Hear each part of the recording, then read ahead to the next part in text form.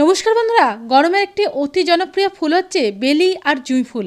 এই ফুল গাছগুলোয় অধিক পরিমাণে ফুল পাবো বলে কিন্তু আমি এবছর জানুয়ারি মাসের ফার্স্ট উইকে রিপোর্টিং আর হার্ট প্রুনিং করে দিয়েছিলাম। রিপোর্টিং আর হার্ট প্রুনিং করে দেওয়ার পর আমি শারীরিকভাবে অসুস্থ হয়ে যাওয়ার কারণে কোনো সার আর প্রয়োগ করতে পারিনি।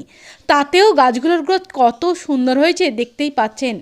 এখন কিন্তু এদের প্রয়োজন পিঞ্চিং করার। পিঞ্চিং আপনারা কিভাবে করবেন চলুন দেখিয়ে দিই।